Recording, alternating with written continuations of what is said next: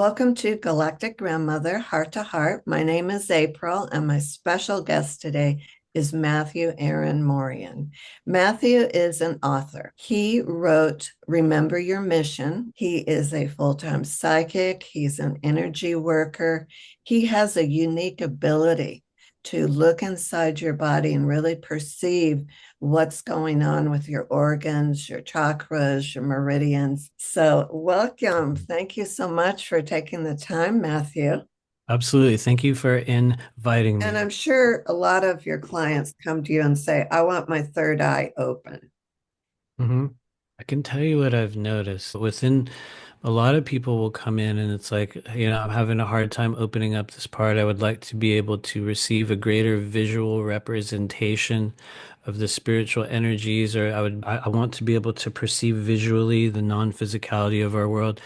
And I think important thing to note is that a lot of people already, if you're even at the stage of your journey where you're willing to accept and have even the faintest understanding of the reality of these non-physical currents, for most people that signals that energy center has already begun or is well in a stage of development or opening.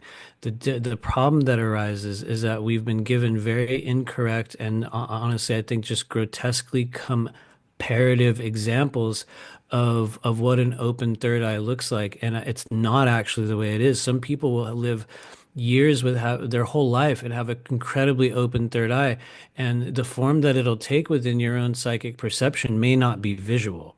It might not be, I'm seeing this spirit in this color, but you will still be able to perceive it through a certain channel of, get ready for a horrible word, ready? Imagination. Oh, The yeah. gateway to your third eye is your childhood imagination. Mhm. And so for a lot of people, we receive programming that says, no, it's supposed to be this way, it's supposed to be that way. I watched so-and-so's YouTube channel. They've got tremendous amount of followers. They said this is how the third eye works. It might be how it worked for them. But one of the things we've noticed is that for a lot of people, that is a very operative energy center. It's just there's other areas that will need to be kind of like the fundamentals of plumbing. The chakra system also has, this will sound weird to some people, but there's partnerships and there's pairs. Just like the meridians come in pairs, yin and yang, the chakras have a similar foundation. And the back door to your third eye is your navel chakra. And so when people do want to begin to open up the visual perceptive skills within the body, yes, you can work with your third eye for, every day forever, and you can effectively open that up. But for people that don't, you have to work with your navel chakra. And there's time and time and time again where people are like, I've never even heard of the navel chakra. That's even a thing. And then we work on it. And what specifically happens when you begin to dilate the navel chakra and the third eye in tandem, meaning you can do, third eye and then navel back and forth. And we go through this process of visualizing, we'll vibrate third eye, Avame. Then you take a breath in, send it down to your navel chakra, and then do chi ro, and you'll open those pathways up. For people that do that, you begin developing ability to react and respond to the visual stimulus within your mind's eye on a different level, which I think is really one of the key elements of the third eye, because we can open up our imaginatory kind of pathways and perceive anything, but how do you respond? How do you make use of it? How do you then turn that perceptive impulse into something that the body can actually use or develop or demonstrate in some way? That's where the navel chakra comes in. And so but that said, I think there's a lot of people that will walk around who will never address those areas in their body. They will never hear of them. It won't be a factor for them whatsoever. And they will still do amazing work. And so I guess the reality is it's really a case by case basis. But I think when it comes to being able to perceive things visually within the body, my recommendation is to not have any concern over your third eye whatsoever. Like remove it from your list of worries, remove it from your list of desires of places you need to open, and instead focus upon fostering and connecting with the childhood imagination and engage in exercises where you begin to imagine energy in that no holds barred sense, like we did when we were children, and you still believed all magic was real. You know what I mean? That alone, I believe, is the most powerful gateway to your third eye. And the last thing I will say is that what I've noticed over the years is that there's layers to the third eye. And when you really, really peer into the energy body, it's actually one lens. And as far as I can tell, there's a series of separate, what I would call elemental lenses that also kind of work around it. And as we continue that journey, those senses will open up. But for many people, it begins in the imagination. And the first layer, what's the first layer of the imagination within the body? That's the stage where you feel like you're making everything up.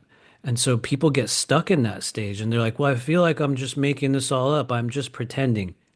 Yes, exactly. By doing so, you're opening up the gateway that then allows you to experience it in a real way. But it's at the cost of going through a process in the beginning where you're like, I think I'm just making this up, right? You will learn very quickly that it's like, no, you're not. But our human mind is like, yes, I am, And anyway, I will stop there. It's a fascinating process, so And it's fascinating how different people see it differently. yeah. I can say I've not been one that's looked and saw auras or dead people or ghosts. Not that I haven't ever, but Yeah. some people wake up at, like my niece, she woke up for years at night screaming because she'd see dead people Oh around. yeah, yeah. And I didn't understand though until I really got into quantum healing that I'm actually perceiving in a different frequency. I Uh, believe that.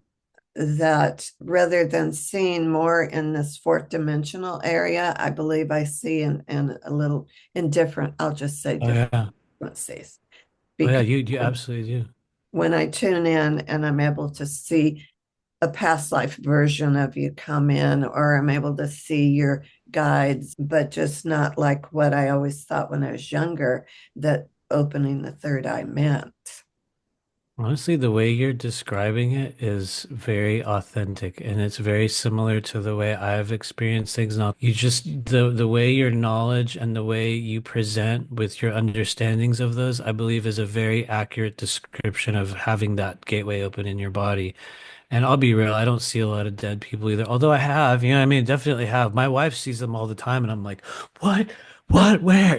But we will at certain points. What I've learned over the years is I think my focus, and you kind of referenced this in the beginning. For some reason, the channel that opened up for me was the one where it's like, we're going to find out what's going on the inside. And granted, there's many gateways in which we perceive outside of us, but I've just noticed my accuracy is when I'm like, what's going on in there? You know what I mean? Versus what's going on out there. Whereas you are on a whole different quantum level and you're like, yeah, I'm actually all out there. Or, you have your own kind of version of it. But yeah, that's very real. We have specific specialized areas of ability and And I always intuitively knew that if I did see all this fourth dimensional stuff going on, it would be a huge distraction for me. I would probably give it too much time and attention. I think I had that same experience. I spent, 2015 to summer of 2017. And just like you're saying, there was stages, you probably read this in the book where, in the early days where I would literally see people walking with other people. I saw beings and energies attached to people's bodies. They had smells, they had faces. It was so beyond a realm of like imagination. It was a thing that I could not stop and I could not end if I wanted it to. And what I learned is that, I mean, that stuff is very, very real. But I also realized that during the awakening process, we go through stages of great activation and then integration. And I think that some people will stay in that stage where they will, very accurately perceive those forms and beings that are around other people. And I think as we go through the journey, it repurposes itself and we integrate it and we use it in a new way. And for some reason, mine went inside the body into the channels. I guess that was, I guess, where we were supposed to That's go. great. And Yeah, like I said, I appreciate your unique ability. Well, I have just loved spending time with you yeah, and you too. Thank you. really have enjoyed. You are such a wealth of information. Thank you. Yeah. I appreciate it. Okay. Thank you so much for your time. You have a wonderful day. I'll talk to you soon. Cool. Thank you. All right. Bye.